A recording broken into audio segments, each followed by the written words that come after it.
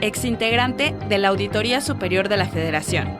El auditor me manifestó que en una reunión en 2015 le dijo expresamente al presidente que había unos desvíos escandalosos. O sea, se había hecho del conocimiento. Creo que lo sabían ellos, lo sabían los secretarios, se le hizo al secretario de Hacienda. Y el presidente de la República, Enrique Peña Nieto, por supuesto. Por supuesto, ahí fue el que se le dijo. Javier Coello, abogado del exdirector de Pemex, Emilio Lozoya. A donde estoy pidiendo precisamente que comparezca Peña Nieto, Videgaray y los miembros del Consejo, porque Emilio Lozoya no se mandaba solo para la compra de agronitrogenados. Francisco Labastida, candidato presidencial del PRI en el año 2000. ¿Cree que Enrique Peña Nieto puede terminar siendo juzgado o en la cárcel? No lo sé, mire, tengo obviamente amigos abogados y dicen que la reglamentación o lo que comprende la Constitución no lo permitiría. Y hay otros que dicen que sí. Todos y todo apuntan a Enrique Peña Nieto. Las multimillonarias operaciones financieras y el presunto lavado de dinero del abogado Juan Collado, que lo tienen encarcelado, involucran a Enrique Peña Nieto. Las compras de plantas chatarra a precios ridículos, exorbitantes, del fugitivo Emilio Lozoya Austin en Petróleos Mexicanos, conducen a Enrique Peña Nieto. Y los desvíos de miles de millones de pesos de la Sedesol y de la Sedatu, que tienen en prisión a la primera secretaria de Estado en la historia, a Rosario Robles, conducen a Enrique Peña Nieto. Y el latente involucramiento de José Antonio Meade, el 5 veces secretario de Estado y excandidato presidencial del PRI, también lleva a Enrique Peña Nieto. Pero vayamos por partes, porque hoy es un día especial y queremos contarle toda esta historia. Bienvenidos a Los Periodistas, gracias por vernos y escucharnos en el 97.7 en el Valle de México, pero también en YouTube y en Facebook, en las cuentas oficiales de Grupo Radio Centro. Yo soy su servidor Álvaro Delgado y como todos los días aquí en Los Periodistas me acompaña mi colega y amigo Alejandro Páez Varela. Alejandro, muy buenas tardes. Encantado, Álvaro Delgado. Pues buenas tardes, hoy es martes 13 para usted, para mí, para Álvaro, y obviamente también es martes 13 para Rosario Robles. Estoy seguro que la exsecretaria no olvidará este día y sobre todo esta noche, la primera de su vida que dormirá en prisión. Gracias por acompañarnos en Los Periodistas. Vamos a la portada de mañana. Hoy, efectivamente, Rosario Robles dormirá por primera vez en su vida en una prisión en la penitenciaría de Santa Marta, Acatitla, ahí donde estuvo encerrada, Alejandro, y usted que nos escucha, Elba Ester Gordillo, después de que Enrique Peña Nieto la metió a la cárcel. Vueltas que da la vida. Rosario Robles, como usted sabe, durante la madrugada de hoy, fue vinculada a proceso, básicamente no por el robo de más de 5,000 millones, sino porque no se enteró, o porque supo y no lo contó, porque pasó por sus narices, etcétera. Eso es lo que la tiene hoy, el día de hoy, presa y posiblemente por los próximos 2 meses. Sí, el tema de nuestra portada del día de mañana lo platicábamos Alejandro Páez Varela y su servidor antes de entrar al aire a informarle a usted precisamente sobre este y otros casos de corrupción. Es uno solo, como el caso de Enrique Peña Nieto, como Enrique Peña Nieto, el expresidente de México, pues está siendo señalado no solamente en el caso de Rosario Robles, la exsecretaria de Sedesol y de la Sadatu, sino de los casos que aquí le detallamos al inicio de este programa, Alejandro. Así es, el caso Juan Collado, que tiene al abogado de los poderosos preso, también lleva a Enrique Peña Nieto, y también, como lo ha dicho su propio abogado aquí en Los Periodistas, el caso de Emilio Lozoya Austin, prófugo de la justicia, supuestamente buscado en México y en el extranjero, pues lleva a él. Y la pregunta de este día, así es interesante, Álvaro. Sí, a ver, formúlala, Alejandro. ¿Usted cree que Enrique Peña Nieto sabía de la corrupción de sus colaboradores? Opine, llámenos 52 59 11 97. La pregunta está clarísima. ¿Usted cree que Peña sabía de la corrupción de sus colaboradores o no? También escríbanos en Facebook y en YouTube, porque lo leemos los comentarios, aquí los transmitimos en vivo. Como usted sabe, nos gusta mucho compartir lo que usted nos escribe siempre y cuando haya tiempo. Gran tema de hoy, Peña. Tema de hoy, sobre todo porque a las 4:56 del martes 13 de agosto de 2019, un juez vinculó a proceso a María del Rosario Robles Berlanga por los hechos señalados como delitos del ejercicio indebido del servicio público por la afectación ocasionada de más de 5,000 millones de pesos. Es un tema que vamos a desmenuzar a lo largo de Los Periodistas, con la ayuda de usted también, con sus respuestas a esta pregunta que le hemos formulado. ¿Usted cree que Enrique Peña Nieto sabía de la corrupción de sus colaboradores? Háblenos, díganos su opinión y participe en Los Periodistas. Vamos a un corte y regresamos a Los Periodistas. Escríbales al Twitter @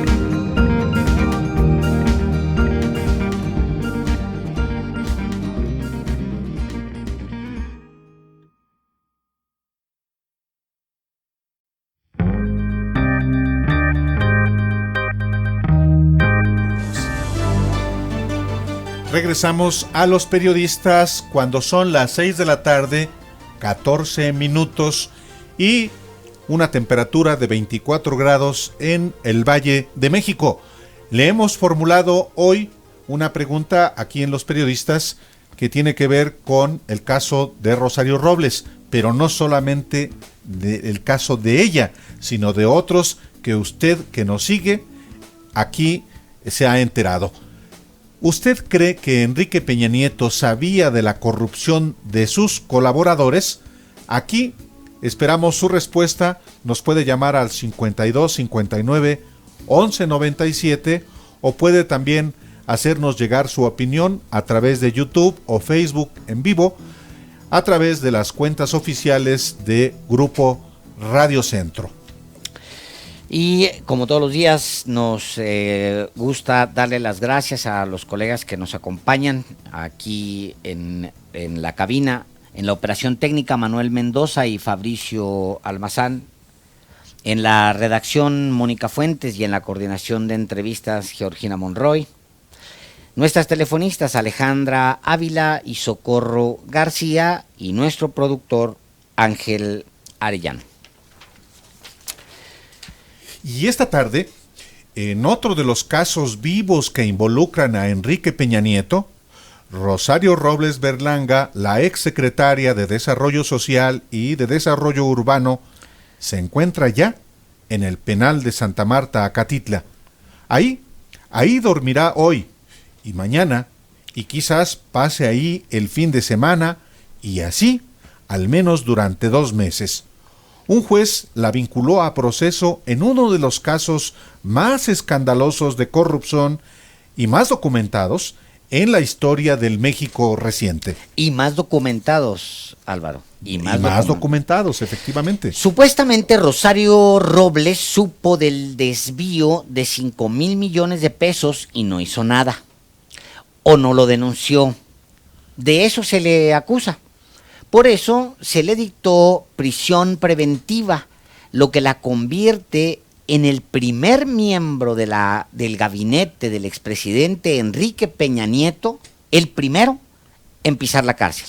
Y no solamente es la primera secretaria de Estado del gobierno de Enrique Peña Nieto que pisa la cárcel, también es la segunda secretaria de Estado en ser sujeta a proceso. El primero fue, no se nos olvide, Luis Echeverría Álvarez, acusado por la matanza del 68 en su calidad de secretario de Gobernación, no de expresidente.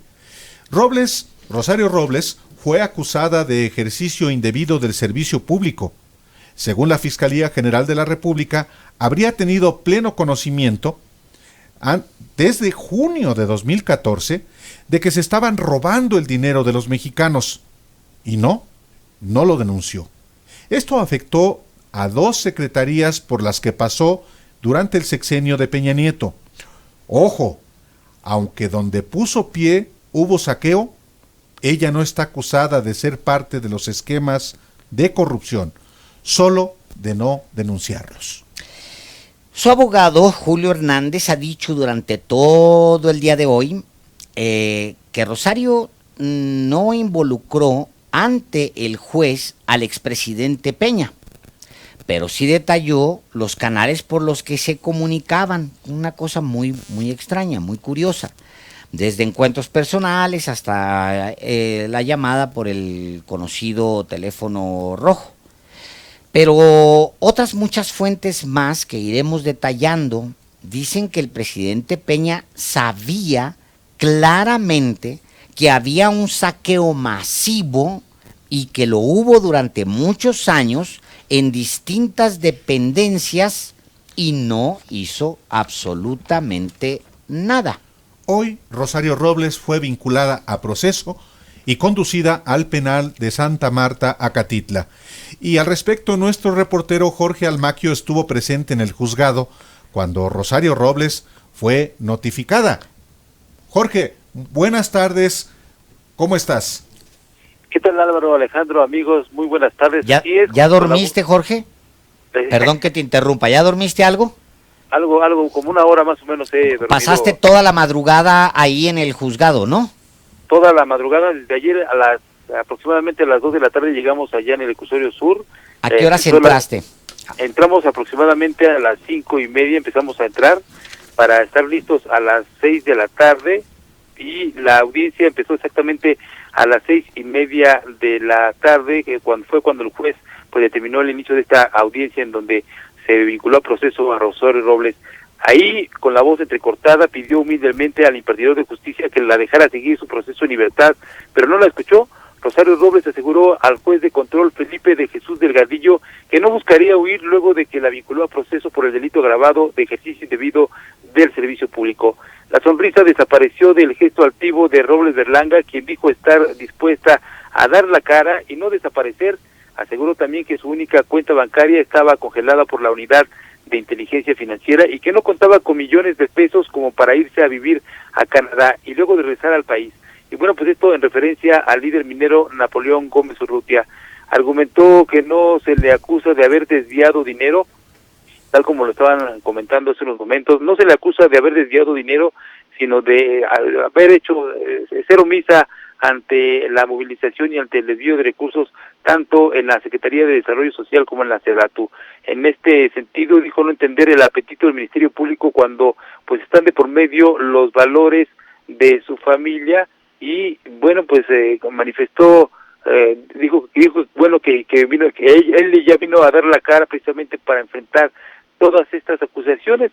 Y bueno, pues en este sentido, en este marco, el fiscal Manuel Granados Quirós había pedido 6 meses de prisión preventiva justificada, luego de que la criticó a Robles Berlanga de que había estado cubierta del manto protector del presidente Enrique Peña Nieto, hasta que finalmente pues fue tocada con el pétalo de una denuncia.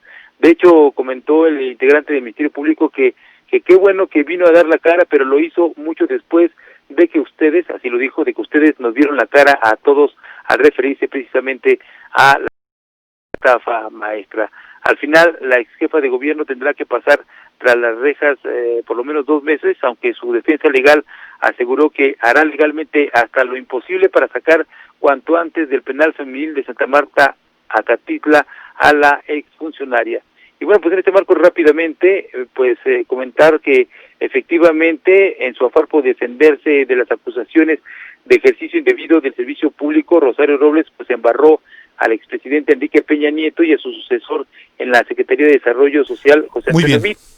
Muy bien, Jorge Almaquio, muchísimas gracias por la información de este asunto que es histórico. Muchas gracias, muy buenas tardes. Duerme, Jorge, duerme. Buenas tardes, hasta luego. Y tenemos en la línea a Juan Manuel Portal. Él fue titular de la Auditoría Superior de la Federación y nos ha tomado la llamada para informarnos. Don Juan Manuel, muy buenas tardes, bienvenido a Los Periodistas. Muy buenas tardes. Usted, primera pregunta, informó al presidente de la República, Enrique Peña Nieto, en su oportunidad, que había desvíos de recursos que después se conocieron como la estafa maestra.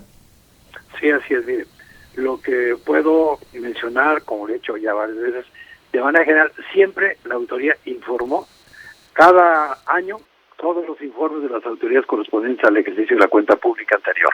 Entonces, los titulares, responsables, participantes o gestores de los recursos en cada una de las dependencias y entidades que auditábamos tuvieron conocimiento de los resultados. De los mismos se les entregaban informes y dábamos un seguimiento, que es ver de lo que observamos, qué cosas habían corregido o comprobado, y el seguimiento era sobre lo que estaba pendiente. Con la secretaria, antes de terminar las auditorías, al tener preocupación la Auditoría Superior de los montos y de la situación que encontramos, hicimos reuniones periódicas. Ella estuvo enterada perfectamente de cuál era el avance. El principal problema es que había una negación constante, apoyada por su personal más cercano, sin querer reconocer que lo que habían hecho estaba mal. Entonces eran discusiones, argumentos sin sentido, sin fundamento, y creyendo que con sus comentarios sería suficiente. Nunca ocurrió eso. Entregamos los informes, no pudieron hacer ninguna solventación, aunque en alguna ocasión la secretaria ha mencionado que ella solventó todo.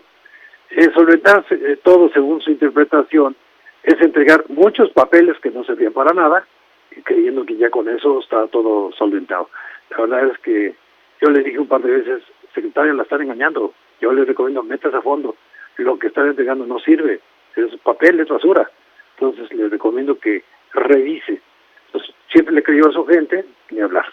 Los informes posteriormente eran entregados en la Cámara de Diputados, en una ceremonia que se hacía anualmente, entrega del informe sobre la cuenta pública del año anterior, y era en la misma Cámara de Diputados, ante la Comisión de Vigilancia de la Cámara de Diputados, y esos informes se entregaban a la Cámara, a los diputados, inclusive al presidente, un tomo ejecutivo completo. En alguna otra ocasión, con la secretaria Robles, tuve unas 3, 4 o 5 reuniones donde le fuimos informando esto, y con el presidente igual. En alguna ocasión le di detalle de lo que estaba ocurriendo tanto en los estados, principalmente Veracruz, y alguno otro, y lo que estaba pasando en Cedesol y en Sedato. Entonces, de que estaban enterados. Déjeme, le pregunto esto. ¿Usted también informó de la misma manera en que estuvo informando a Rosario Robles y a Enrique Peña Nieto? ¿Usted informó en algún momento sobre estos desvíos a José Antonio Meade Curibreña? No. Los tiempos en los que él se incorporó como secretario de Sedato, no estábamos en el proceso de una auditoría como para reunirme con él. Pero seguramente los asuntos que estaban en proceso, la secretaria debe haber entregado lo que estaba pendiente en su acta de entrega-recepción. De cualquier forma, el secretario Meade tuvo que haberse enterado de lo que ocurría, porque esto salía en los medios y estaban los informes ahí, y su equipo debió haber estado enterado. Pero personalmente nunca lo hice.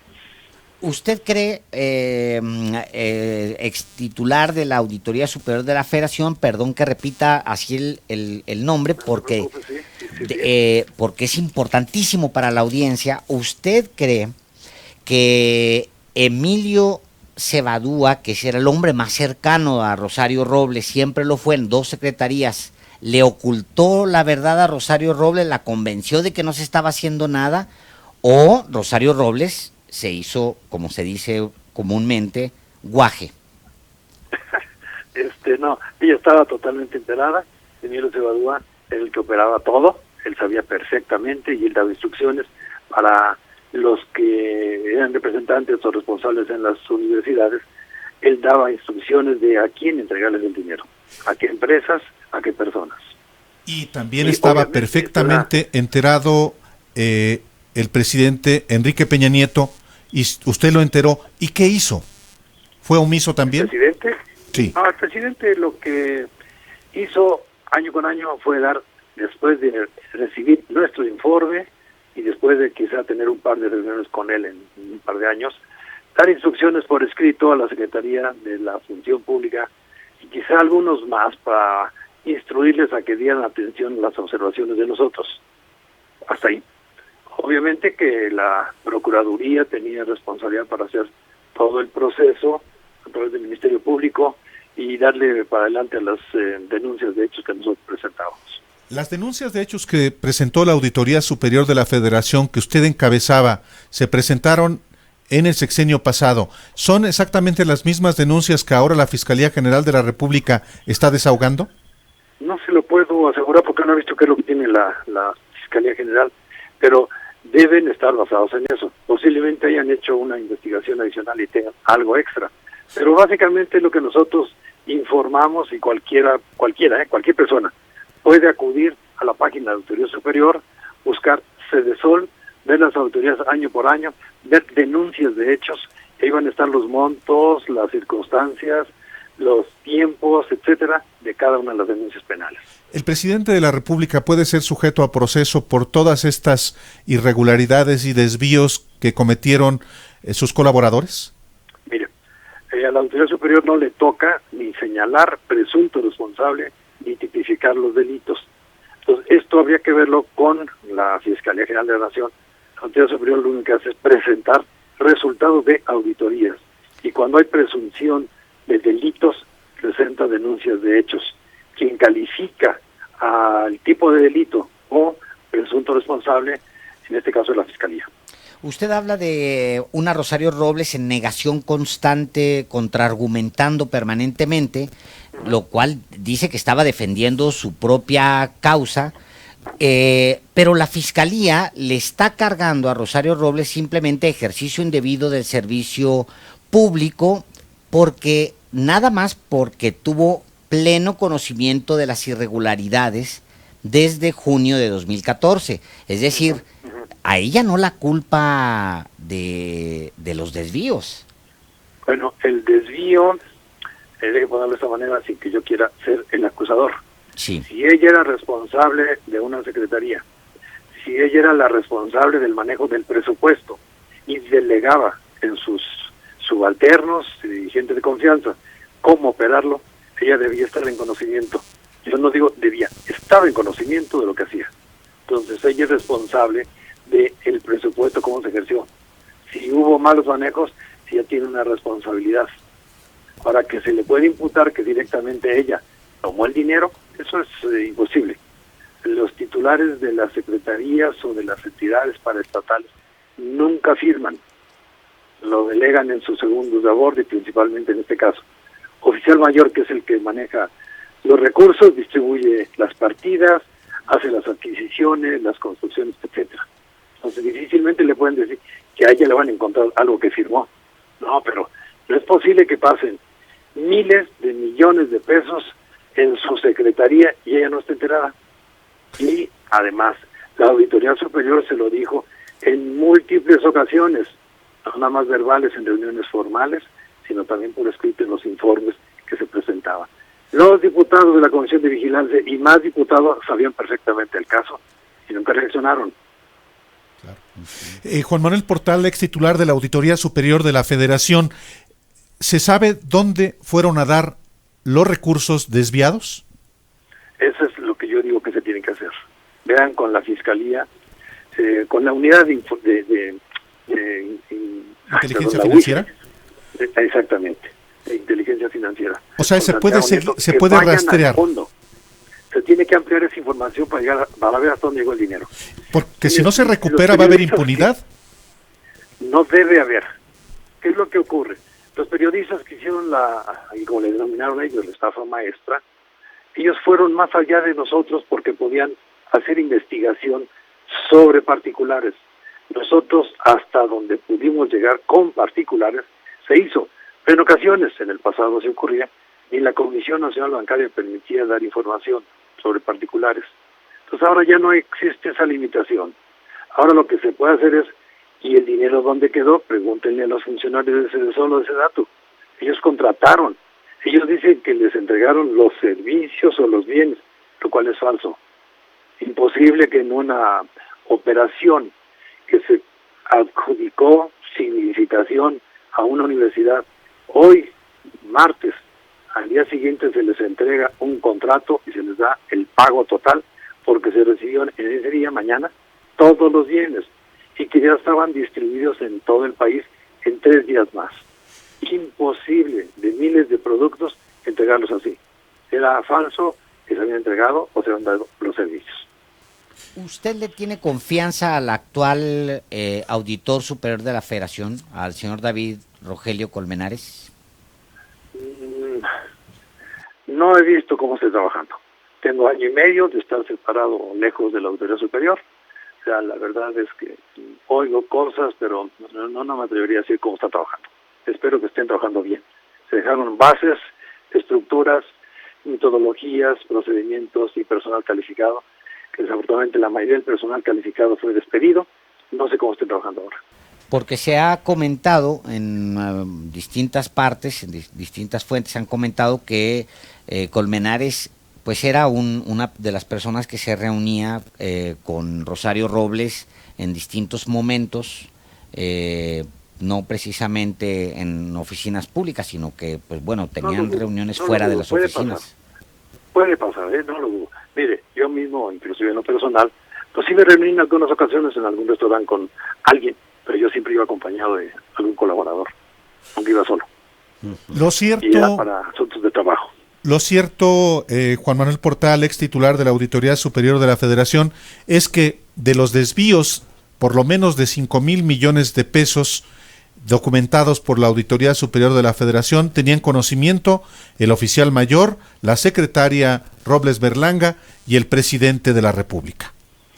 Correcto. Y yo diría que el oficial mayor fue el operador de todo. Él no puede quedar impune. No, es como lo mismo que ocurrió en Tabasco. El gobernador fue a la cárcel 5 años.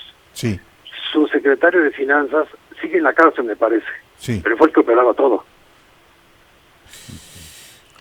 Muy bien. Pues es un caso emblemático. Si no se castiga a los que lo operaron y a los que lo solaparon, se mandará un pésimo mensaje de impunidad a la sociedad. Así es. Y no a la sociedad nada más, a la sociedad quedaría frustrada. Se mandaría un pésimo mensaje a los que trabajan en el sector público porque verían que se puede robar y no pasa nada. Y también involucra, bueno, lo dice la investigación, las investigaciones, distintas investigaciones y en distintos años que ustedes hicieron, pues mucha gente desde el sector privado. O sea, hay gente involucrada ahí, hay empresas, hay individuos, etcétera. Es decir, pues hay decenas o a lo mejor cientos de personas involucradas en esto. ¿Es correcto? Es posible. Sería muy conveniente que el Sistema Nacional Anticorrupción, que lo forman varias organizaciones y que en mi opinión está bien diseñado y la gente es gente conocedora, actúen en consecuencia, que tomen las denuncias de la Auditoría Superior que están en la Fiscalía General y pidan una por una de las más importantes qué ha pasado con eso. Claro. Creo que es muy importante eso. Juan Manuel Portal, ex titular de la Auditoría Superior de la Federación, muchísimas gracias por esta oportunidad de dialogar con el auditorio de los periodistas. Muchísimas gracias a ustedes. Buenas tardes. noches. Hasta luego. Hasta luego. Y pues, qué fuerte lo que dice el titular de la auditoría, el ex titular de la Auditoría Superior de la Federación, es que le pusieron a Rosario Robles los documentos en la mano, le dijeron esto está pasando en su secretaría, y Rosario Robles Berlanga, hoy detenida, en el penal de Santa Marta, Acatitla, estuvo, dice, en negación constante, dando argumentos para tratar de zafarse, pero no lo hizo una vez, Álvaro, no lo hizo 2 veces, no lo hizo tampoco en una secretaría, no lo hizo en 2 secretarías, lo hizo muchísimas veces durante muchos años, estuvo en negación constante. Eso nos dice esta tarde Juan Manuel Portal, ex titular de la Auditoría Superior de la Federación, y bueno, uno de los que encabezaron esta investigación, Álvaro, que lleva a lo que hoy se conoce popularmente como la estafa maestra. Pero no solamente tuvo conocimiento Rosario Robles, tenía conocimiento el propio presidente de la República, el propio auditor superior de la Federación en ese momento le informó personalmente de los desvíos de recursos operados por el oficial mayor de la SEDATU y de la Sedesol. Y alguien que nos puede hablar sobre eso, porque nos lo ha dicho aquí Álvaro, es justamente el abogado Javier Olea. Bueno, abogado de Rosario Robles, hay que decirlo. Cierto. Muy buenas tardes, abogado Javier Olea. Muy buenas tardes. Buenas tardes, a sus órdenes. ¿Cómo está la situación procesal de la exsecretaria de Sedesol y de Sedatu, acusada de el delito de ejercicio indebido del servicio público? Pues miren, desafortunadamente el día de hoy le fue dictado un auto de vinculación a proceso y posteriormente le fue dictada una medida de prisión preventiva. Esa es la situación jurídica en la que hoy se encuentra la maestra Rosario Robles Berlanga, y esta prisión preventiva inicialmente fue determinada por un periodo de 2 meses que también concedió el juez para que tanto la Fiscalía como esta defensa y el Poder Superior de la Federación aportáramos más datos de prueba a la investigación. Es decir, también hay que precisar, no ha sido declarada culpable, Ella ni siquiera ha comenzado el juicio. Ella no ha comenzado el juicio, ella está en un periodo de investigación. Ella, decía su compañero defensor que es una perseguida política o es una presa política. ¿Tiene sentido, tiene fundamento llamarla de esa manera? ¿Y por qué? Mira, supongo que te refieres a la declaración de Julio. De Julio Hernández Barros. De Julio, lo que yo estaba ahí al lado de él cuando Rosario nos lo dijo a los dos, es que así se sentía ella, no estamos aseverando que lo sea, así ella se sentía hoy después de la sorpresa y de la actitud que tuvo la fiscalía y que tuvo el juez. Eso fue lo que evidentemente ella percibió en sus sentidos, que esto no era un acto de justicia, sino que ya había otros elementos ajenos a la legalidad, ¿no? ¿Y usted personalmente qué piensa? ¿Que es una perseguida política? Mira, yo te voy a hablar desde el punto jurídico. La prisión preventiva justificada es la medida cautelar más gravosa que tiene nuestro sistema penal, y no solo en México, sino en el mundo, ¿sí?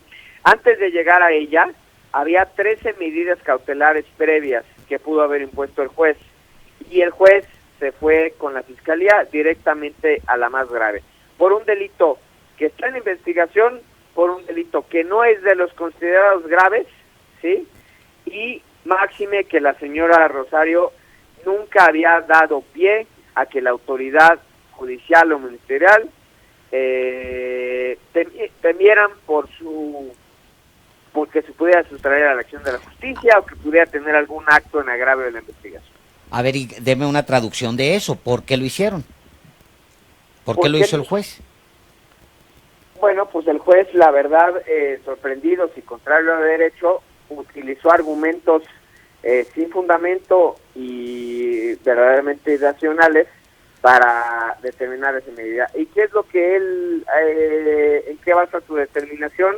Pues básicamente en que según él, la señora Rosario había proporcionado 2 domicilios, había falseado su domicilio en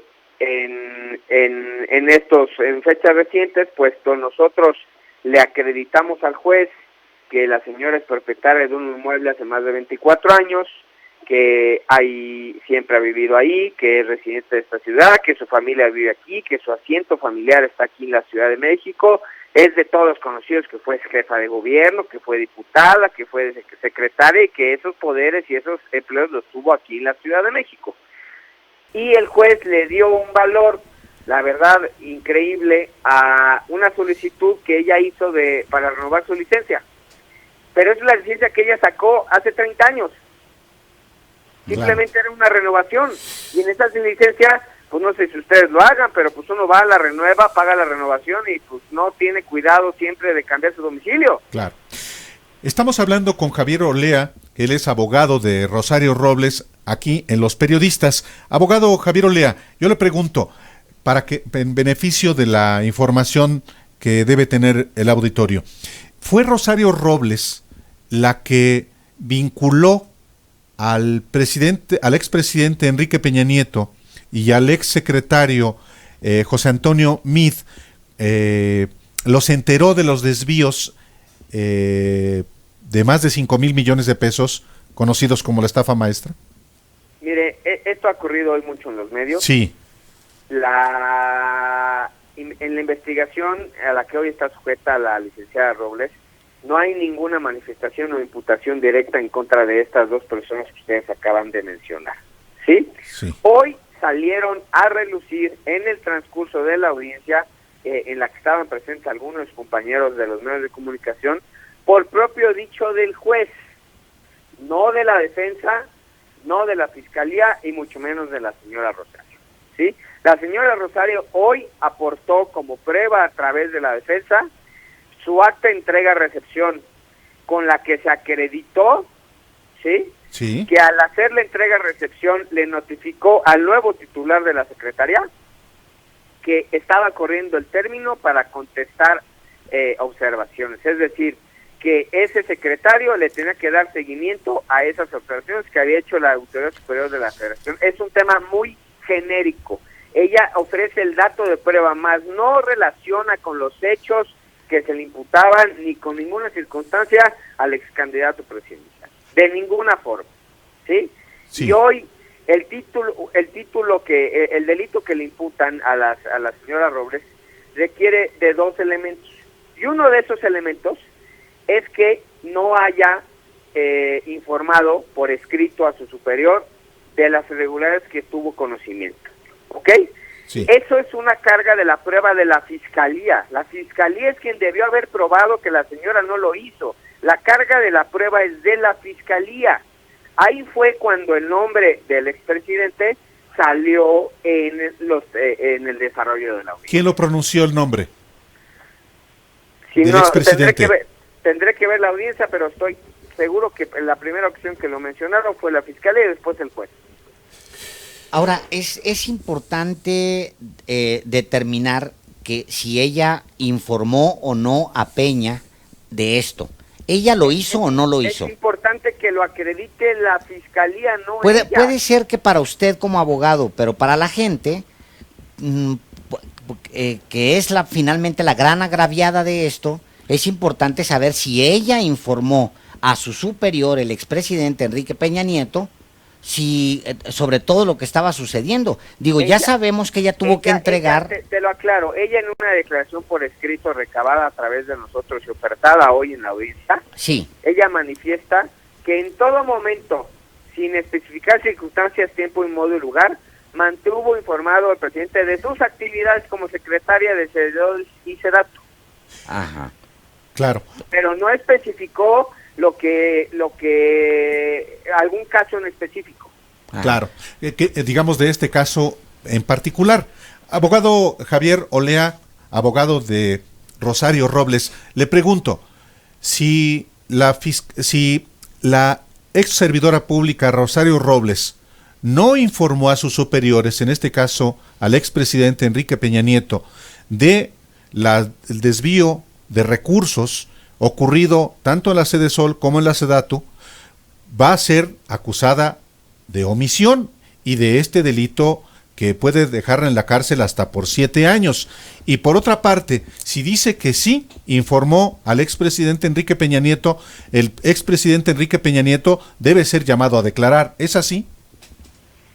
No sé si se va a ser llamado a declarar o no, eso es algo que determinará la propia Fiscalía, no nosotros, ¿sí?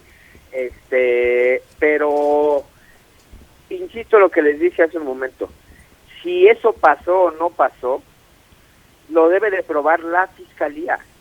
La Fiscalía es quien debe de probar si la señora no lo hizo o si la señora sí lo hizo. Y tienes razón, si no lo hizo, pues tendrán un elemento más de prueba en contra de ella. Y si lo hizo, pues tendrán que dirigir la investigación a otro lado. Hacia el expresidente Enrique Peña Nieto. A donde ellos quieran. Uh-huh. Hoy la Unidad de Inteligencia Financiera también dice que va a presentar una nueva denuncia, es decir, no nada más está lo que se presentó hoy por parte de la Fiscalía. Esta nueva denuncia habla de irregularidades en 105 contratos adicionales a los que ya habían sido encontrados por la Auditoría Superior de la Federación y obviamente por la Fiscalía General de la República. Ahí se habla de 800 millones de pesos. Comentario que yo he oído únicamente en la prensa. La señora Rosario Robles ni su defensa hemos sido notificados de ninguna otra investigación de la UIF, de la Autoridad Superior de la Federación o de la Fiscalía General de la República que no sea por la que hoy fue vinculada a proceso. Porque lo dice claramente Santiago Nieto, lo dice el día de hoy. En sus declaraciones, pero no te puedo hablar más de eso porque no ha sido ella notificada de ninguna forma por ninguna autoridad, de ningún otro procedimiento que no sea el que hoy atendimos. El extitular de la Auditoría Superior de la Federación dice que él personalmente se reunió varias veces con Rosario Robles y que ella, cuando le contó de todos los desvíos que ellos estaban documentando, estuvo en negación constante y estuvo argumentando en contra. o en la carpeta de investigación que por la cual hoy la vincularon, hay algunas referencias a esas reuniones. No, él no lo ha dicho, ¿sí? Bueno, lo dijo aquí, sí lo dijo. Bueno, pero ante la autoridad no lo ha dicho, ¿sí? Y no está aprobada la existencia real de dichas reuniones y mucho menos el contenido, porque incluso se infirió que algunas de esas reuniones fueron entre ellas dos y pues solo ellos dos sabrán qué pasó en ellas. Abogado Javier Olea, por último, ¿es Rosario Robles un chivo expiatorio? No te sé decir si es un chivo expiatorio, pero es una persona a la que hoy a la que no le veló la justicia, la presunción de inocencia, el derecho a una adecuada defensa, y se transgredieron claramente sus garantías procesales y constitucionales. Hoy, ¿a qué horas la vio por última vez? Yo la vi por última vez a las 7 de la mañana, y algunos otros compañeros de la defensa están en este momento con ella. ¿Y cómo la sintió? La sentí muy sorprendida, muy desilusionada del juez y de la justicia federal. La sentí pues fuerte, pero a su vez, como les dije, consternada por percatarse que no se le había aplicado justicia y que se había actuado con unos intereses distintos a los que ella esperaba, ¿no? En la audiencia se le quebró la voz. ¿Con ustedes lloró? Lloró con su familia cuando se despidió de ellos. En la audiencia no, incluso le permitimos como defensores que hiciera uso de la voz alrededor de las 6 de la mañana. Ella tuvo una pequeña intervención ante el juez, lo hizo de una forma atinada, de una forma fuerte, pero pues no te voy a mentir que al final, cuando se despidió de nosotros y sobre todo de su familia, pues fue un momento difícil para ella. Se abrazaron, se abrazó con su familia, estuvo con ella un rato, platicaron, le entregaron ropa. ¿Qué fue lo que sucedió ahí? Le permitieron un par de minutos la Policía Federal de estar con su familia, de despedirse, de platicar otro minuto con nosotros, y entregó sus cuestiones personales y se fue como llegó a la audiencia. ¿Ella está bien de salud? Tengo informes, te soy sincero, de que tuvo una crisis nerviosa alrededor de mediodía, y incluso los abogados que están con ella pues fueron acompañados de un médico particular para que pudiera revisar. ¿No va a ser un argumento más adelante para buscar su libertad, el tema de la salud? Desconozco qué tan grave sea el problema, no te puedo adelantar esa circunstancia. ¿Quién le paga a usted, abogado, y a todos los abogados de la defensa de Rosario Robles, y además tiene congeladas sus cuentas? Pues por eso también están ahí. ¿En dónde?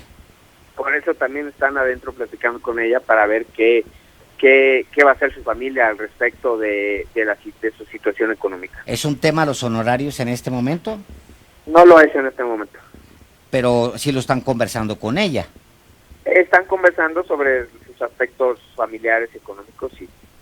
¿Y quién les ha pagado a ustedes? Porque ella dice que nomás tenía 20,000 pesos. Es un secreto profesional que evidentemente yo tengo que yo hago preguntas nada más, no se moleste, ese es mi no, chamba. No es molesta, pero es algo que pues tengo derecho yo Por supuesto, claro. A guardarme, ¿no? Perfecto. Muchísimas gracias, Javier Olea, abogado de Rosario Robles. Le agradecemos mucho la información que le ha proporcionado al auditorio aquí en Los Periodistas con Alejandro Páez Varela y Álvaro Delgado. Muchísimas gracias. Gracias. Hasta luego. Y vamos a un corte, Álvaro. Vamos a un corte y volvemos. Regresamos.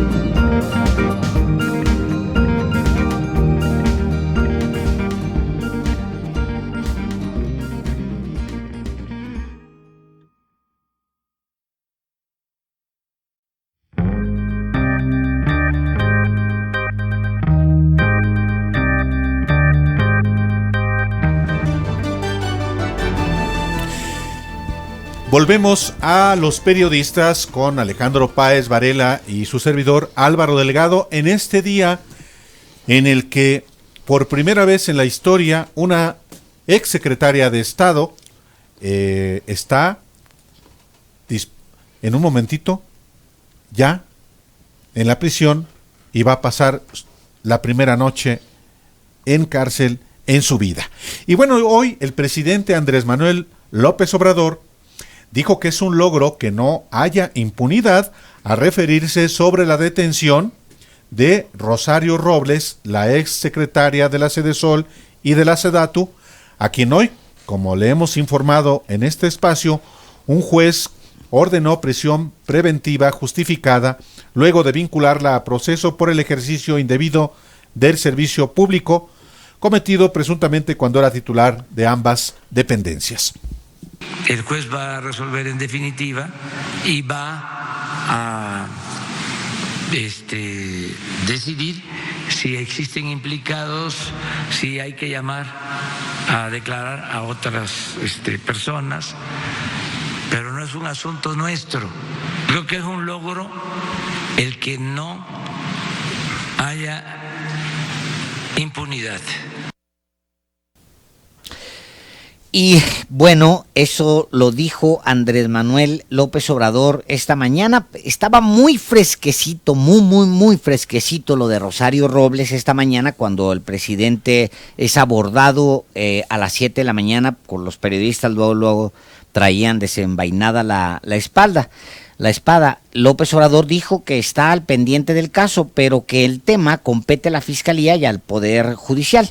Además, dijo que es parte de la investigación que se investigue si se sigue con otros funcionarios públicos, es lo que dijo hoy.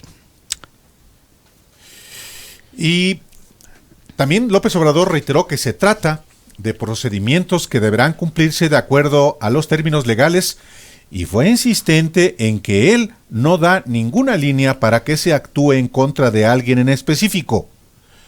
Ya no es como antes, que el poder de los poderes era el presidente.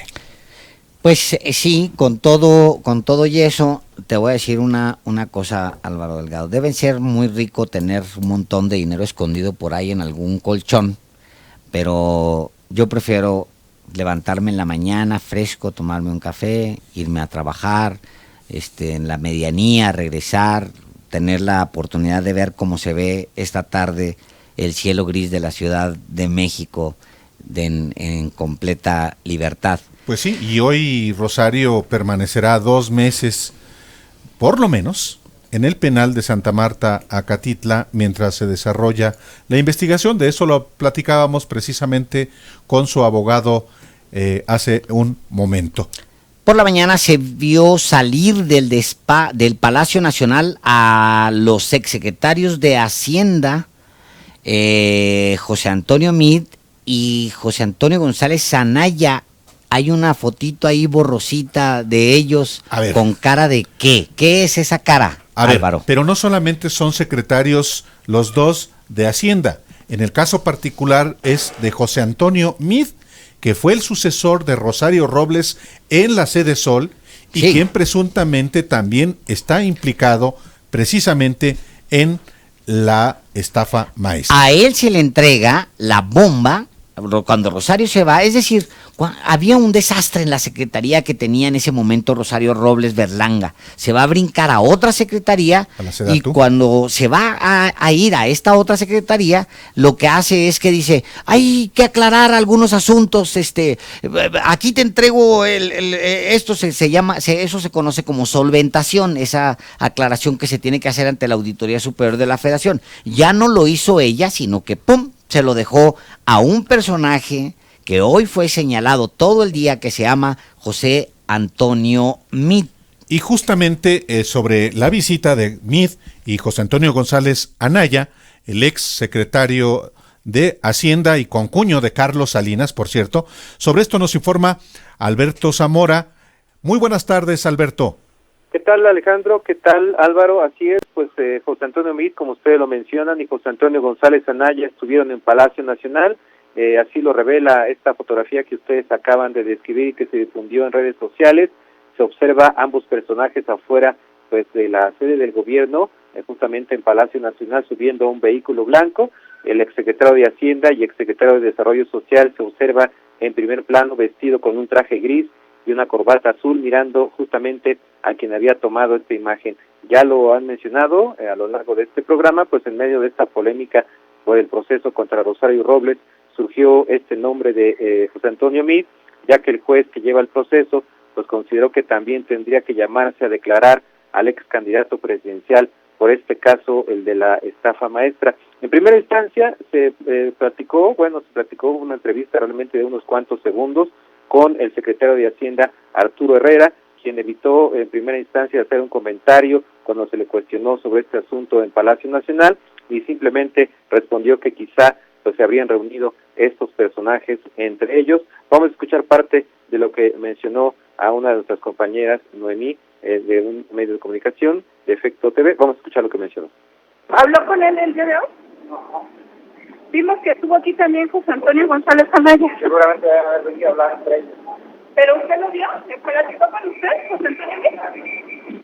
Y bueno, ya posteriormente, ya más tarde, el propio secretario Arturo Herrera Gutiérrez pues ha informado en la cuenta oficial de Twitter que pues ha tenido reuniones en los últimos meses con casi todos los secretarios de Hacienda, dice desde 1994, y con casi todos los subsecretarios del ramo desde 1982, y bueno, ya menciona el caso específico de tanto de José Antonio González Anaya como de José Antonio Meade, donde dice que pues efectivamente se trató de una reunión informal. Así, lo que surgió a partir de esta situación que se está presentando respecto al proceso contra Rosario Robles, y bueno, pues esta reunión que coincidentemente se llevó a cabo este día en Palacio Nacional. Álvaro, Alejandro. Muchísimas gracias a nuestro compañero Alberto Zamora por la información. Muchas gracias, Alberto. Buenas tardes. Gracias, buenas tardes. Y tenemos en la línea telefónica a José Octavio López Presa.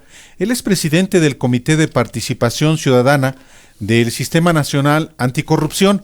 Y hace un rato, el ex auditor superior de la Federación, Juan Manuel Portal, nos hablaba de la relevancia que tiene para el país el hecho que el Sistema Nacional Anticorrupción también investigue o intervenga en este esquema de desvíos de recursos que se llevó a cabo en la Sede Sol y en la Sedatu, y que implica a Rosario Robles como ex titular de ambas dependencias.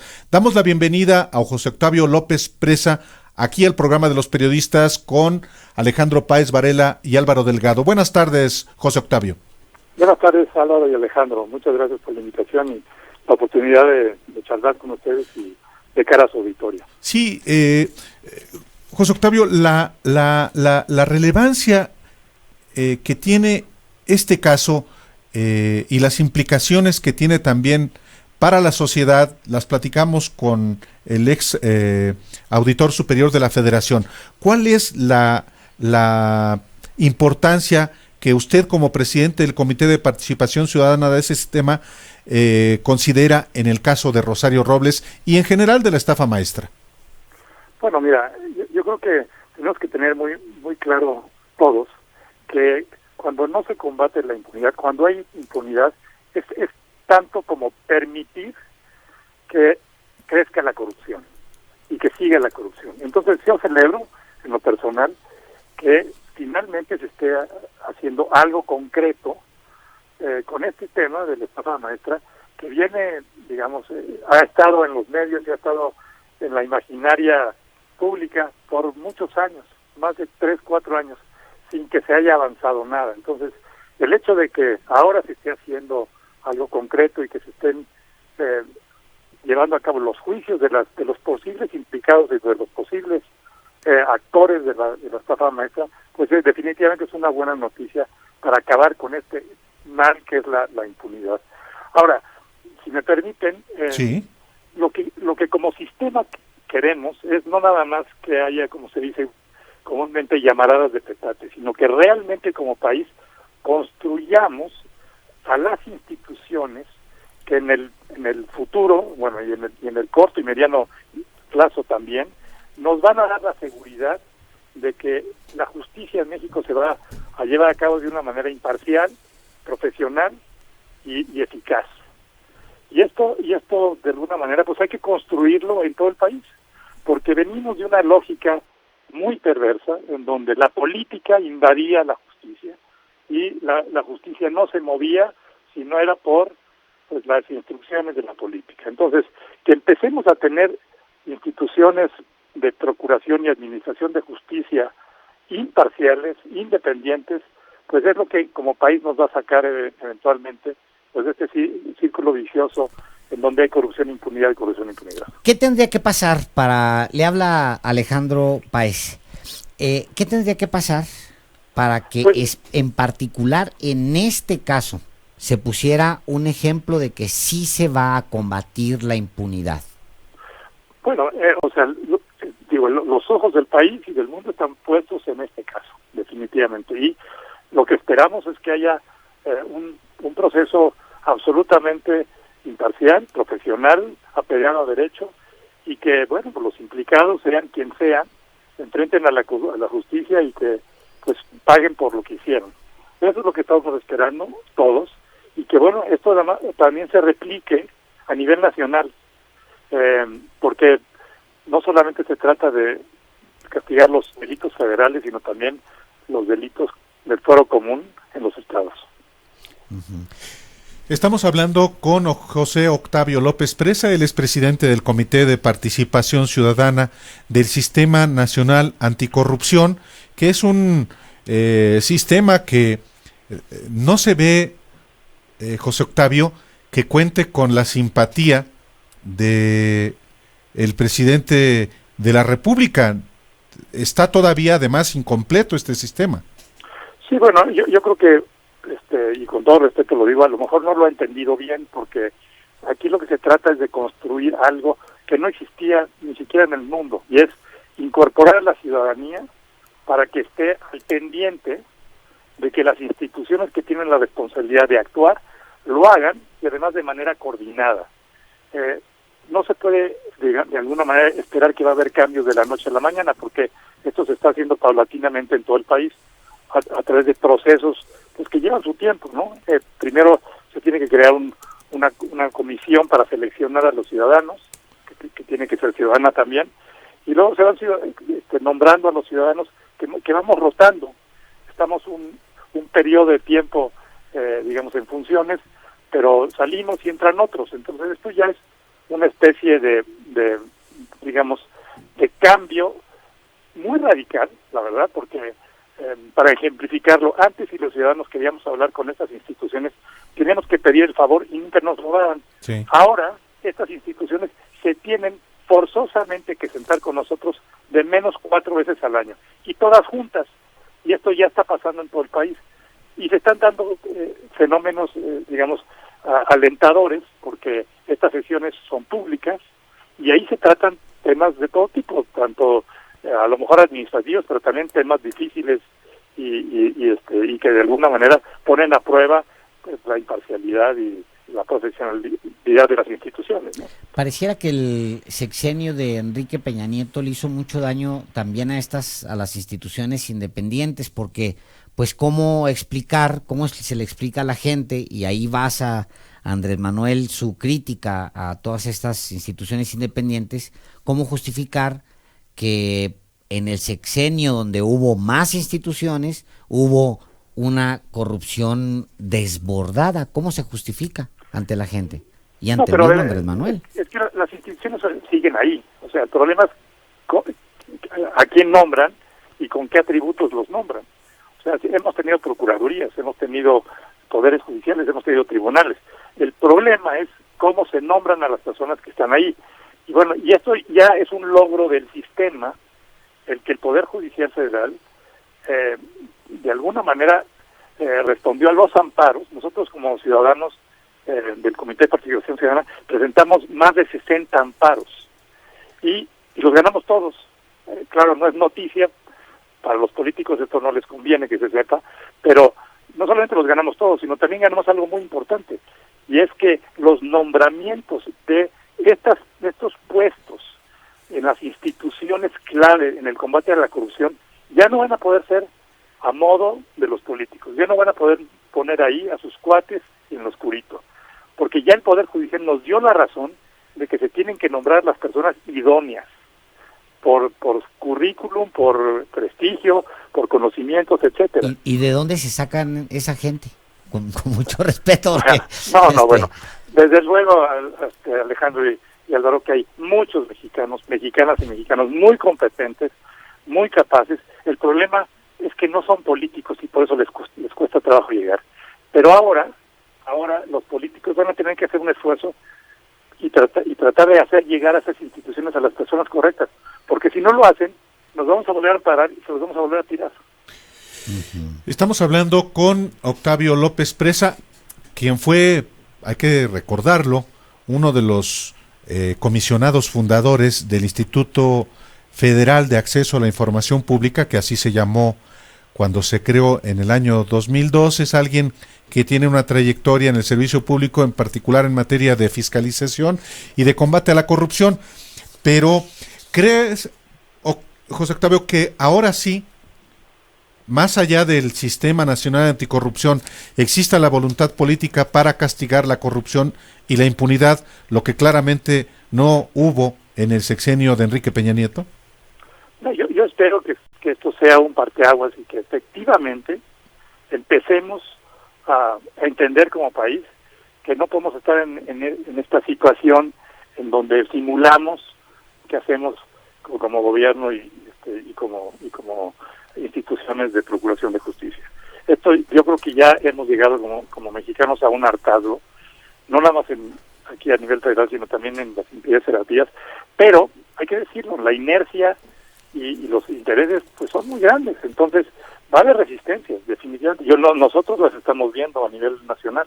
Yo estoy recorriendo todos los estados de la República para ver cómo va la instalación de los sistemas estatales, porque así como hay un sistema nacional anticorrupción, sí, claro, hay 31 sistemas estatales anticorrupción, y bueno, ahí vamos, o sea, llego a la mitad de los estados visitados más o menos, con algunos problemas en la mayoría, pero hay avances, y eso es alentador. Muy bien.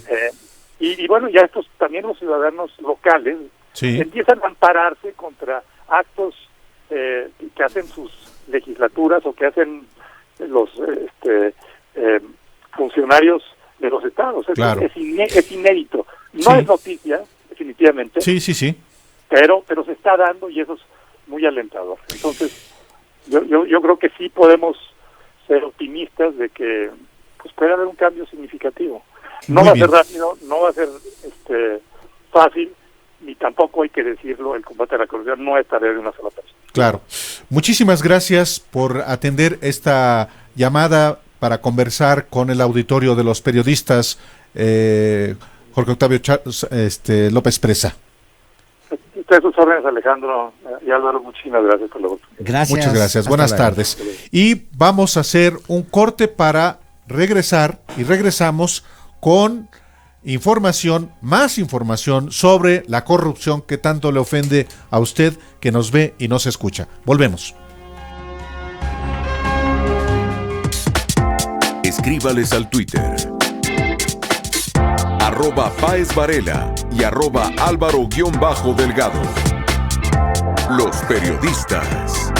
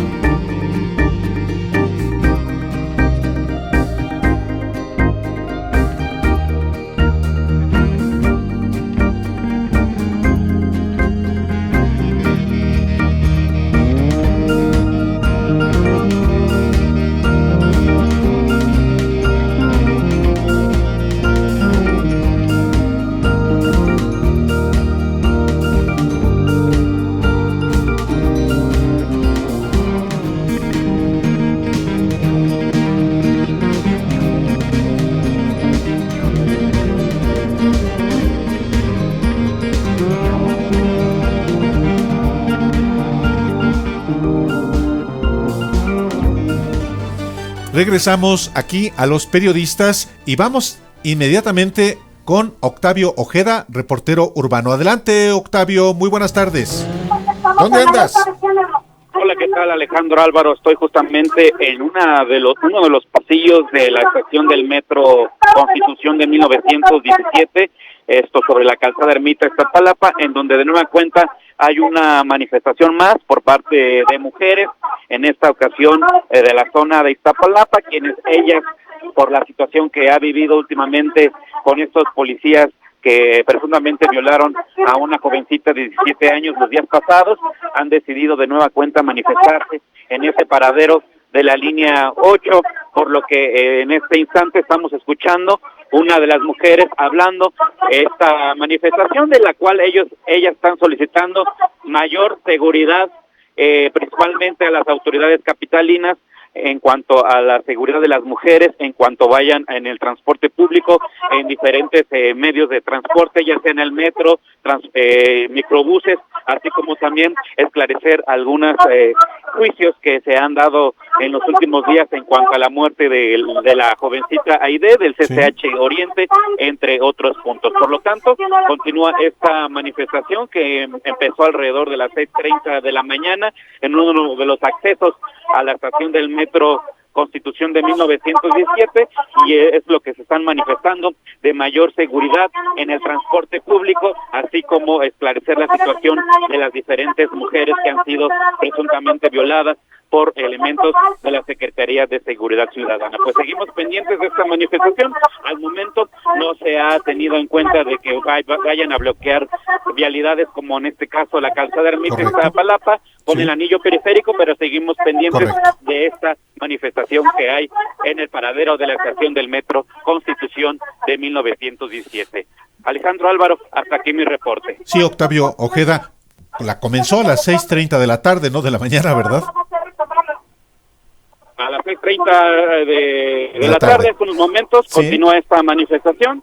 Estamos aquí pendientes de lo que concluya y es lo que estamos escuchando de esta manifestación aquí en el paradero del metro Constitución de 1917. Correcto. Muchísimas gracias, Octavio Ojeda. Estamos pendientes, Alejandro. Hasta luego. Gracias. Y bueno, la jefa de gobierno de la Ciudad de México, Claudia Sheinbaum, subió un video a su cuenta de Twitter hace un rato en el que anuncia la suspensión, escúchalo bien, la suspensión de 6 policías acusados de violación. Vamos a escuchar este mensaje, Alejandro. Ante los acontecimientos en donde policías han sido señalados como presuntos responsables de delitos de violencia contra las mujeres, quiero manifestar lo siguiente. 6 elementos policíacos han sido suspendidos de sus funciones mientras la investigación sigue abierta. Como lo he dicho, no habrá impunidad, pero tampoco fabricación de culpables. La violencia contra las mujeres, niñas y niños es inadmisible y inaceptable. Violenta nuestra vida, nuestra libertad y nuestro proyecto de vida. En este gobierno no estoy dispuesta a tolerarla. Tengo claro que los procedimientos de la denuncia y el acceso a la justicia para las mujeres víctimas de violencia es un camino largo y que esto tiene que cambiar. Las mujeres y hombres de mi gobierno creemos que debemos de proteger de la violencia a niñas, niños y mujeres. Por eso desde que llegamos nos planteamos el tema de acceso a la justicia y la erradicación de la violencia contra las mujeres como un tema central. Somos la única entidad de la República que tiene una abogada disponible para cada una de las mujeres cuando acuden al Ministerio Público a denunciar y que tenemos 27 centros de apoyo psicológico y jurídico, familiar también, para apoyar a las mujeres víctimas de violencia. Esto es apenas el principio. Vamos a consolidar una defensa eficaz con resultados palpables a corto plazo. Por eso trabajamos con grupos de mujeres expertas, defensoras de los derechos de las mujeres e integrantes de la sociedad civil para sumar esfuerzos, generar una estrategia urgente que incorpore acciones de prevención, atención y sanción de la violencia para hacer de la Ciudad de México el espacio más seguro de las mujeres. Eso es lo que dice Claudia Sheinbaum en un video publicado esta tarde. Todo el día de hoy ha sido muy complicado para la jefa de gobierno de la capital mexicana, ha recibido críticas de quizá el núcleo de mujeres más influyentes de México. Desde Lidia Cacho hasta colectivos, distintos colectivos se han pronunciado en contra de la jefa de gobierno y en contra de la procuradora Ernestina Godoy por la amenaza de proceder contra las chavas que ayer protestaban contra, pues, poca cosa, hombre. Niñas que son asesinadas o violadas en esta ciudad, y no son violadas en la calle, en un rincón a las 4 de la mañana, porque son violadas por policías en esta ciudad, y por eso estaban protestando ayer. Y entonces la prioridad no es traer justicia a las niñas que son agredidas y por lo cual se da esta manifestación, sino es ir por los que protestan, lo cual es una locura, considerando que este es un gobierno que viene de izquierda. Todo esto que estoy planteando yo en este momento aquí, lo han dicho durante todo el día de hoy. De verdad, la gente más progresista entre las mujeres que tienen una participación comprobada y activa en los movimientos feministas del país, y de verdad, porque sí fue muy sorprendente lo que pasó el día de ayer y el día de hoy. Ayer mismo nosotros mismos aquí en Los Periodistas fuimos muy críticos precisamente de la conducta asumida por la jefa de gobierno, por la procuradora de justicia de la Ciudad de México, por la secretaria de gobierno, y aquí mismo dijimos que las tres mujeres más poderosas desde el punto de vista político en la capital de la República estaban amenazando a quienes se manifestaron, quizá no de la mejor manera, pero están manifestando su indignación ante la impunidad de policías señalados, de agresores, de violadores, y por eso aquí, desde ayer, subrayamos este comportamiento. Pues, qué bueno que la jefa de gobierno, Claudia Sheinbaum, diga que se suspendieron a 6 policías y que no habrá impunidad. Carajo, bueno, pues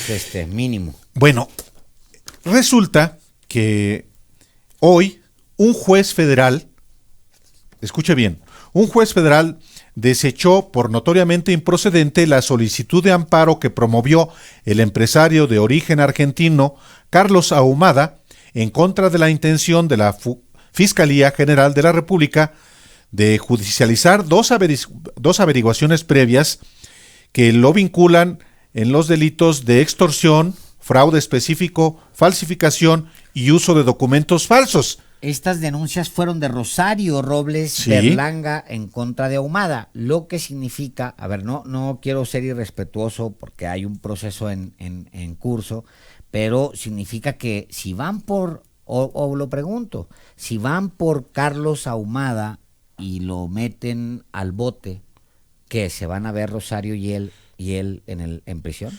No, aquí el dato es que se va a sujetar a proceso a Carlos Ahumada. Rosario está en Santa Marta, Catitla, es muy probable pero que si va a cárcel. Es el otro, ¿se van a cruzar en los pasillos o no, Álvaro? Yo preguntaría. Oye, hay muchísimas llamadas, vamos a Eres mala repetir. persona. No soy. Oye, pues es lo que está pasando en el país. La pregunta que hicimos hoy, ¿usted cree que Peña sabía de la corrupción de sus colaboradores? Y hay muchísimas respuestas, y esto es lo que piensa la gente que nos ha marcado al menos. A ver, don José Luis Ramírez de San Pablo Jalpa, que ya es nuestro oyente seguro, dice: señores periodistas, desde Fox, Calderón y Peña Nieto son una bola de rateros. Con ese dinero pudieron haber ayudado a muchos pueblos que lo necesitan. Judith Choza, de la Miguel Hidalgo, aquí en la capital mexicana. Señores periodistas, claro que Peña sabía, y por supuesto que también se llevó dinero. Eran una bola de rateros. David Dueñas, de La Esperanza, en el estado de Hidalgo, nos dice: Peña Nieto por supuesto sabía de los desvíos millonarios. También era el jefe de la pandilla prianista que comanda la ruina de México. No pierdo la esperanza de verlos tras las rejas junto con todos los expresidentes que quedan vivos. Y Rubén Pinto en Ecatepec dice: Enrique Peña Nieto es la persona más corrupta que hay en todo México. Lo malo es que se llevó entre las patas a mucha gente que antes era decente. Roberto Rodríguez de la Colonia Maravillas en Ciudad Nezahualcóyotl, Estado de México. Rosario, no te preocupes. En estas 4 palabras está el quid del problema de Rosario Robles. Su jefe la utilizó para sus fines aviesos, sabiendo que ella era ajena al saqueo, y le dijo: yo te cubro como presidente y después el nuevo presidente priista te cubrirá. Y bueno, tenemos en la línea a Muna Dora Buchain. Le hemos presentado a Muna Dora, a la doctora, en varias ocasiones aquí en este programa. Ella fue la directora general de auditoría forense de la Auditoría Superior de la Federación, y pues junto con el ex auditor trabajó esto que hoy se conoce comúnmente como la estafa maestra, pero que es una documentación, es un trabajo que se llevó durante varios años. Hoy es un momento, digamos, importante para todos los que estuvieron en ese equipo de la Auditoría Superior de la Federación, que fueron documentando año con año la que después se conocería como estafa maestra. Y pues nos da muchísimo gusto darle la bienvenida a Muna Dora Buchain aquí a Los Periodistas. Bienvenida, Muna Dora. Gracias, Alejandro. Buenas tardes. Muy buenas tardes. Pues hoy pasó algo que usted se imaginaba que podría pasar, doctora. No me lo imaginaba realmente de esta manera, con la prisión preventiva, por la naturaleza del tipo que estaban únicamente imputándole. Pero bueno, pasó, y seguramente hay elementos adicionales que le permitieron al juez tomar esa decisión. Quizás sea una estrategia de la fiscalía, pues simplemente retenerla y luego empezar a soltarle, como parece que está sucediendo con la UIF, con la Unidad de Inteligencia Financiera, que ya con ella detenida está anunciando que le tiene otro guardadito. ¿No será parte de la estrategia? Acabo de escuchar eso, bueno, de leerlo más bien en prensa. No, porque la fiscalía no es la que decreta la prisión preventiva, es el juez. Yo creo que sí, seguramente en la etapa de investigación complementaria donde deben de participar, van a revelarse alguna otra serie de hechos, de investigaciones que me imagino que han venido sustentando en este tiempo. ¿Y a usted le da qué señal que esta noche, por primera vez en la historia, una secretaria de Estado vaya a dormir, exsecretaria de Estado vaya a dormir en prisión? Pues fíjate que es algo así como dual. Primero pienso, ¿por qué los humanos metemos en tantas broncas? Pudiendo vivir bien, decidimos vivir de una manera que arriesgas muchas cosas, ¿no? Es como la dualidad. Y la otra, pienso que tenemos que ejemplificar y hacer que las tentaciones para desviar los recursos públicos sean alejadas, y la única manera es la aplicación de la ley. Que haya consecuencias de las conductas de carácter delictuoso. Claro, o sea, ayer leía, por ejemplo, que a una persona, no recuerdo el nombre, que estaba maltratando a un perro, lo detuvieron. Claro. O sea, dices, caray, cuando lees esto y ves otros temas, dices, hay algo que hemos estado haciendo mal. Entonces yo creo que son tiempos de enderezar las instituciones, aquellas que no habían servido, aquellas que no se habían preocupado en hacer lo que le corresponden, que retomen este nuevo enfoque de Estado, la invitación que nos hacen en una lucha contra la corrupción, y que trabajen en un ámbito de dignidad y de capacidad técnica. Doctora Muna Dora Buchain, le habla Álvaro Delgado, bienvenido a Los Periodistas. Gracias. El hecho de que por fin las denuncias que la Auditoría Superior de la Federación presentó ante la PGR en su momento, producto del trabajo de investigación, de revisión que usted hizo como directora general de auditoría forense de la Auditoría Superior de la Federación, estén arrojando indicios de que puede irse contra la corrupción, representan que se avanza por este camino correcto contra la impunidad?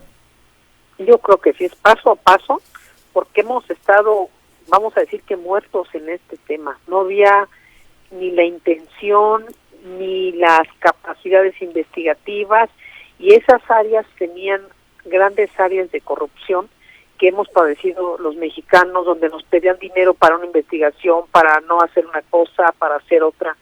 Entonces yo sí creo que son temas muy importantes que van a ser un parteaguas en la palabra con la acción. Hay una lucha contra la corrupción. Perdone que le pregunte esto.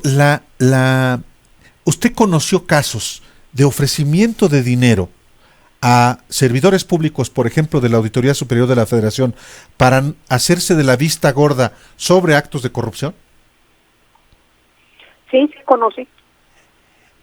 ¿Mientras usted fue integrante de la Auditoría Superior de la Federación?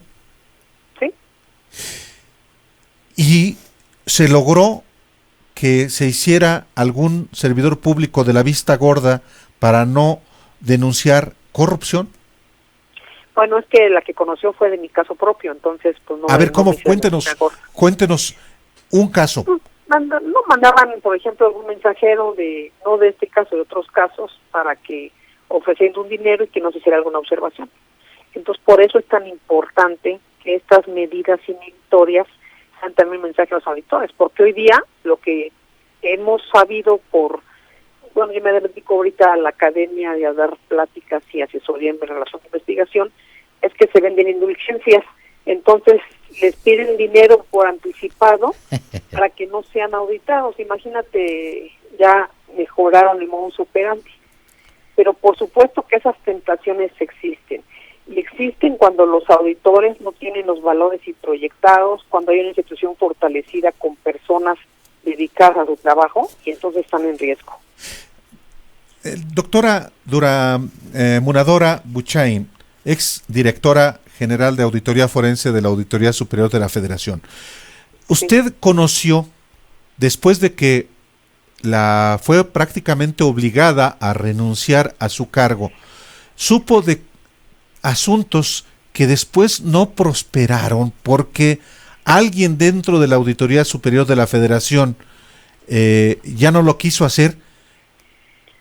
Mira, lo que supe claramente fueron que auditorías que dejé planeadas y planteadas no se realizaron, estas sí vinculadas a estos temas de recursos de SEDATU con universidades o entes públicos, que ya estaban documentados derivados de auditorías anteriores, no se hicieron. Y otras que se hicieron, no se aplicaron los procedimientos forenses, donde sí estaba todo, obviamente, los temas vinculados a corrupción, SCP y en otros, porque la estafa maestra no nada más hubo aquí, hubo en muchísimas instituciones, como lo dije, muchas entidades, y seguramente van a aparecer cuando ya los involucrados de abajo, los que fueron utilizados, se acerquen y puedan decir lo que saben y cómo fue la operación. Entonces sí existe mucho más de lo que estamos viendo ahora. Doctora, el jefe, el director jurídico de la Auditoría Superior de la Federación es hermano del ex secretario de la Función Pública, Virgilio Andrade, aquel personaje que exoneró a Enrique Peña Nieto y de conflicto de interés por la Casa Blanca. Sí. Este servidor público, hermano del ex secretario, ¿tuvo algo que ver con no dar trámite a ciertos asuntos? Siempre tuvimos con él diferencias por la obstaculización que presentó en todos estos temas. No se daba seguimiento a las auditorías y alegó en todo momento que no se podían presentar las denuncias hasta que no pasara el tiempo dado a los entes para que solventaran. Cuando imagínate semejante tontería, yo creo que hay que ponerlo a estudiar. Es cómo puedes tú darle tiempo a solventar algo que de entrada sabes que es insolventable y que tienes todos los elementos que te dicen que hay un desvío de recursos. Y ese tiempo no se les quita de todos modos. Entonces, por supuesto que no presentaba las denuncias, no les dio el trámite, negó antes de que yo saliera las auditorías que había dejado con un dictamen jurídico técnico de que no eran procedentes, cuando estaban todos los elementos de esas universidades que también participaron en esto. Ahora, pues obviamente había un conflicto de interés grave. Imagínate dónde estaba el hermano. ¿Tú crees que tenía algún interés en darle para adelante eso? Claro. ¿Y qué hacía ahí y qué sigue haciendo ahí el hermano de Virgilio Andrade como director jurídico de la Auditoría Superior de la Federación? ¿Qué intereses lo respaldan? Eso sí, yo creo que habría que preguntárselo a él mismo, al que lo tiene todavía ahí pagándole, porque no vi, y lo digo como es, no vi en 3 años de trabajo una sola aportación del área jurídica para el apoyo a las áreas no jurídicas, a las áreas auditoras, jamás. Y por supuesto que tiene responsabilidad para mí en estos temas por omisión, pero bueno, debe tener algo ahí que es de los que persisten y están, ¿verdad? Porque Víctor Manuel Andrade Martínez llega, es designado en el 2009, pues en la cresta, digamos, del... es en 2009, cuando llega la auditoría. Fíjate, Álvaro y Alejandro, Sí. nada más, un abogado con un poquito de dignidad y ética, cuando empiezan a hacer lo que hicieron la auditoría, que eran actos criminales, no lo hubiera permitido. Su responsabilidad es jurídica ante la institución, no ante una persona que viene y se presta con él a fabricar denuncias, a fabricar temas, expedientes. Imagínate todo eso, aparte de las auditorías. ¿No? Impresionante. Pues este personaje sigue ahí, Víctor Manuel Claro, Andrade claro, Martínez, Seguramente sirve a los intereses. hermano de Virgilio Andrade, está hoy adentro de la Auditoría Superior de la Federación. Si usted no recuerda quién es Virgilio Andrade, y me dirijo al auditorio, pues Virgilio Andrade es nada menos que el personaje que exculpa a Enrique Peña Nieto y a Luis Videgaray, nada menos que de la Casa Blanca. O sea, pues es el personaje que todo mundo dijo, sobre todo la oposición, señaló que había sido puesto ahí un subordinado para perdonarlos a los dos, al presidente y al vicepresidente, de una acusación muy seria de haber recibido dineros, propiedades de haber recibido dinero, propiedades de constructores, amigos, aliados. Este personaje es Víctor Manuel Andrade Martínez, el hermano de Virgilio Andrade, del que estoy hablando en este momento. Pero déjame dar ese otro dato adicional a lo de Alejandro. Por favor.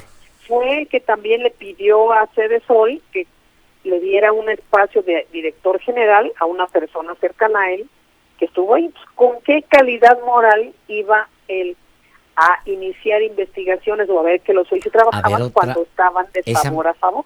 A ver, esa me la perdí. ¿Cómo estuvo esa última?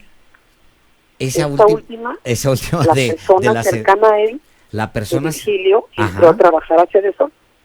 Era como directora adjunta, que después tuvo alguna demanda en contra de él. Claro, entonces, ¿cómo te explicas que alguien que le está haciendo ese favor, ¿no? Pues va a estar, son la misma mafia, hombre, la misma cuestión organizada? Pues, ¿cómo iba a investigar? Doctora Muradora Buchaim, ¿tuvo algo que ver este señor Víctor Manuel Andrade Martínez en la salida de usted de la Auditoría Superior de la Federación? No, yo creo que él no tiene ese nivel. El nivel es del que manda, pero él se prestó a toda la operación, a todos los hechos que realizaron, a todas las actividades ilegales que se hicieron, a que no se llevaran a cabo consejos y los simularan. Todas las órdenes que recibe y recibía el que cobra como auditor, contrarias a la ley, él es el responsable de ejecutar. David, tengo que preguntarle sobre David Colmenares, porque ya se lo preguntamos al ex auditor superior. David Colmenares es el actual auditor superior de la Federación. ¿Usted le tiene confianza?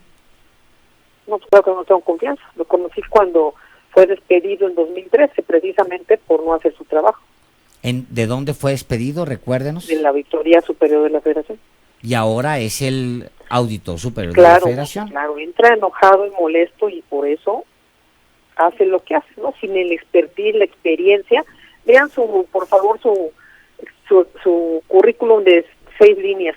Y fíjate la batalla que libran en mi contra de una manera deleznable y mezquina, que hasta espectaculares colgaron, pagaban medios, plumas baratas que le salieron caras para escribir, todo un esquema para golpetear, o sea, es de la actitud más repugnante que puede existir en este país. Pero Bueno, además va a trascender al presidente. David Rogelio Colmenares Páramo se va hasta 2026. O sea, va a trascender al presidente Andrés Manuel López Obrador en esa institución. Pues que lo vean, ¿verdad? La Comisión de Vigilancia, a quien denuncié todas las acciones que hicieron, muchas personas con todas las acciones ilegales que hizo, y no he hablado de los despidos en materia laboral, ¿no? Es de las cuestiones que hizo, inclusive tengo los testimonios que en su momento se van a dar de personas que mandó llamar a decirles, testifica en contra de ella, di que era arbitraria porque le quiero partir bla, bla, bla, bla, a esta tal por bla, bla, bla, bla. De ese nivel. Y la Comisión de Vigilancia tiene un papel histórico si hoy día quiere poner sobre el escritorio todas las acciones ilegales que este hombre ha hecho y que estaríamos muchísimo dispuestos a documentar, no de plática, a documentar con hechos. Doctora, entonces los diputados, la Cámara de Diputados tendría que ponerse las pilas para evitar que la Auditoría Superior de la Federación siga en manos de cómplices o de infiltrados de quienes han cometido actos de corrupción. Yo creo que la Comisión de Vigilancia es el órgano responsable de la Cámara de hacer esto y, por supuesto, tiene todas las facultades para poder hacer la rendición de cuentas y que se haga de una manera apropiada. Habrá oportunidad después de hablar más ampliamente al respecto. Doctora, le agradecemos muchísimo la oportunidad de hablar sobre este tema el día de hoy. Claro que sí, Álvaro Alejandro, les agradezco mucho. Al contrario, gracias a usted. Que estén bien. Hasta luego. Vamos a un corte en Los Periodistas y volvemos.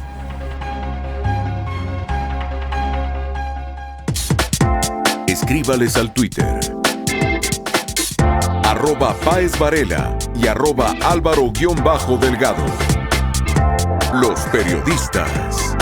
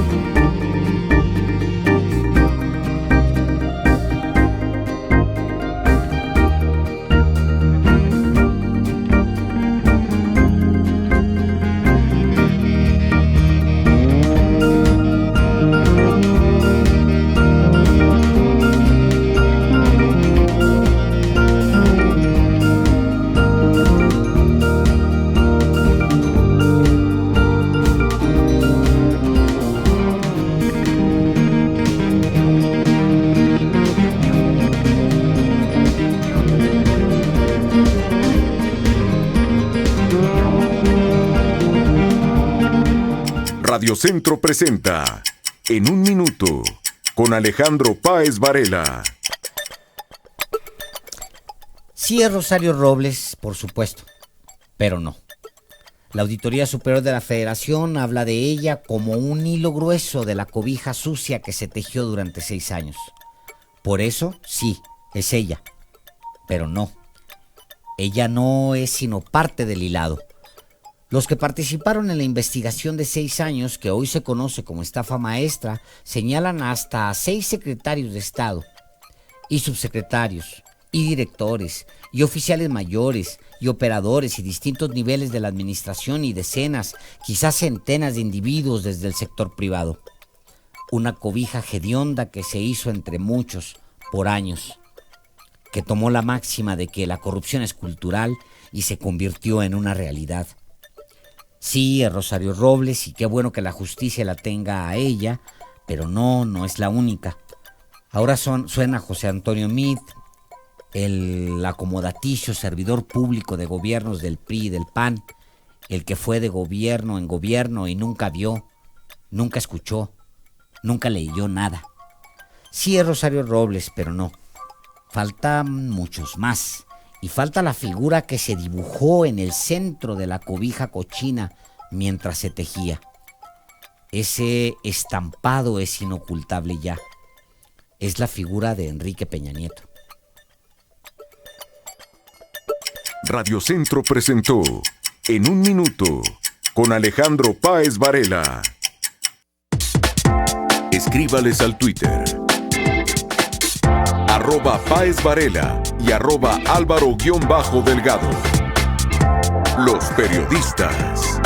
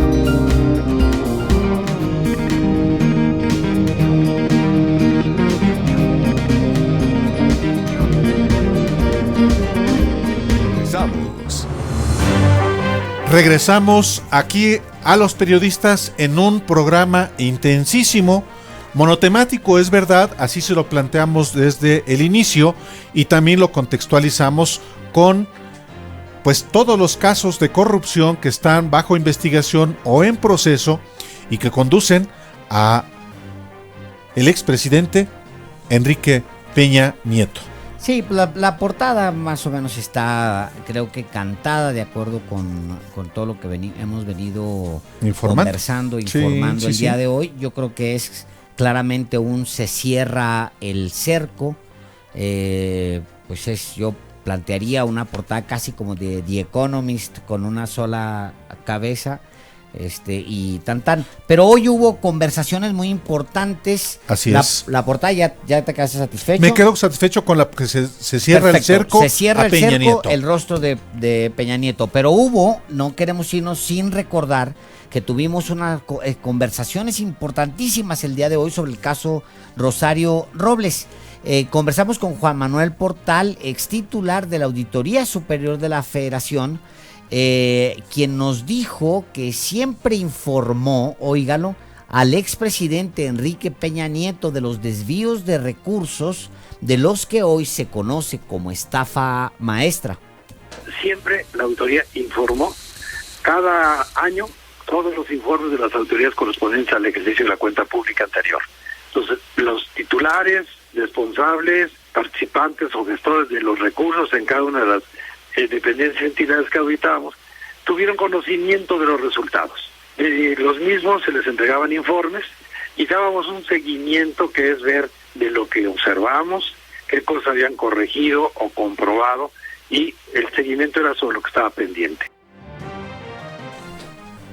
Sobre si Peña Nieto puede ser procesado por los desvíos de sus colaboradores, Portal dijo que la Auditoría Superior de la Federación no le corresponde señalar a presuntas responsabilidades, ya que únicamente realiza auditorías.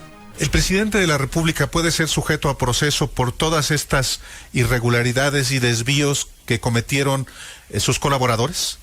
Mire, a la Auditoría Superior no le toca ni señalar presunto responsable ni tipificar los delitos. Entonces, esto habría que verlo con la Fiscalía General de la Nación. La Auditoría Superior lo único que hace es presentar resultados de auditorías. Y cuando hay presunción de delitos, presenta denuncias de hechos. Quien califica al tipo de delito o presunto responsable, en este caso es la Fiscalía. Conversamos con el abogado de Rosario Robles, con Javier Olea Trujart. Nos dijo aquí a los periodistas que no hay ninguna manifestación en la declaración de su clienta que haya indicado que enteró a Enrique Peña Nieto, lo que se contrapone con pues casi con todo, es muy extraño. Lo dijo así. Hoy salieron a relucir en el transcurso de la audiencia en la que estaban presentes algunos compañeros de los medios de comunicación, por propio dicho del juez, no de la defensa, no de la Fiscalía y mucho menos de la señora Rosario. El abogado indicó que Rosario Robles siempre informó al expresidente Peña Nieto de todas sus actividades. Saber si ella informó a su superior, el expresidente Enrique Peña Nieto, sobre todo lo que estaba sucediendo. Digo, ya sabemos que ella tuvo que entregar... Te lo aclaro, ella en una declaración por escrito recabada a través de nosotros y ofertada hoy en la audiencia, sí, ella manifiesta que en todo momento, sin especificar circunstancias, tiempo, y modo y lugar, mantuvo informado al presidente de sus actividades como secretaria de Seguridad y Sedato. También relató el abogado de Rosario Robles los últimos momentos en libertad de su cliente. Hoy, ¿a qué horas la vio por última vez? Yo la vi por última vez a las 7 de la mañana y algunos otros compañeros de la defensa están en este momento con ella. ¿Y cómo la sintió? La sentí muy sorprendida, muy desilusionada del juez y de la justicia federal. La sentí pues fuerte, pero a su vez, como les dije, consternada por percatarse que no se le había aplicado justicia y que se había actuado con unos intereses distintos a los que ella esperaba, ¿no? En la audiencia se le quebró la voz. ¿Con ustedes lloró? lloró con su familia cuando se despidió de ellos. En la audiencia no, incluso le permitimos como defensores que hiciera uso de la voz alrededor de las 6 de la mañana. Ella tuvo una pequeña intervención ante el juez, lo hizo de una forma atinada, de una forma fuerte, pero pues no te voy a mentir que al final cuando se despidió de nosotros y sobre todo de su familia, pues fue un momento difícil para ella. Se abrazaron, se abrazó con su familia, estuvo con ella un rato, platicaron, le entregaron ropa. ¿Qué fue lo que sucedió ahí? Le permitieron un par de minutos la Policía Federal de estar con su familia, de despedirse, de platicar otro minuto con nosotros y entregó sus cuestiones personales y se fue como llegó a la audiencia. Son las 8 en punto. Muchas gracias por acompañarnos en Los Periodistas. Nos vemos mañana. Llegaron muchísimas llamadas que mucho le agradecemos. Mañana nos vemos y escuchamos aquí. Buenas noches, Alejandro. Buenas noches, Álvaro. Buenas noches a usted.